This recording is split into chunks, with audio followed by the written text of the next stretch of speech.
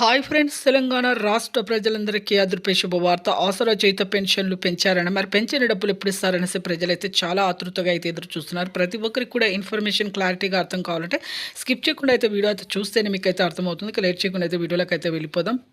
ప్రతి ఒక్కరు కూడా స్కిప్ చేయకుండా అయితే చూడండి. లైక్ చేయండి. లైక్ చేయడంలో వేరే వాళ్ళకి వీడియో అయితే వెళ్తుంది. ఇక పాత వారికి, కొత్త వారికి, వృద్ధులకి, వితంతువులకి, ఒంటరిమహిళకి 4,000, వికలాంగులకి 6,000 రూపాయలైతే వస్తున్నాయి. మరి ప్రతి ఒక్కరికి కూడా వికలాంగులకు 6,000 రూపాయలైతే రావడం జరుగుతుంది. కొంతమందికి రద్దవుతున్నాయండి. కొంతమంది కొత్త పెన్షన్లు రద్దవుతున్నాయి. ఎందుకు రద్దవుతున్నాయంటే ప్రతి ఒక్కరు కూడా వికలాంగులు ఫేక్ సర్టిఫికేట్ చూపించడం వల్ల, అలాగే ప్రభుత్వ ఉద్యోగం చేసే పిల్లల తల్లిదండ్రులు కూడా రద్దవుతున్నాయి. పంట పొలాలు 3 ఎకరాలు ఉన్నా కూడా రద్దవుతున్నాయండి. అలాగే ఇప్పుడు ఇలా ఫేక్ సర్టిఫికేట్ చూపించిన వాళ్ళకి మాత్రమే ఈ అర్హతలు చూపించే ఒరిజినల్ సర్టిఫికేట్స్ ఉన్న వారికి మాత్రమే జమ అవుతున్నాయి. ఇక వృద్ధులకి, వితంతువులకు, ఒంటరిమహిళ 4,000, వికలాంగులకు 6,000, హెచ్ఐబీడీ, చేనేత, మగ్గం కార్మికులు 4,000, 30 పోస్ట్ ఆఫీస్ ద్వారా గానీ బ్యాంక్ అకౌంట్‌లో ఈ 30 తేదీ అయితే వస్తాయి.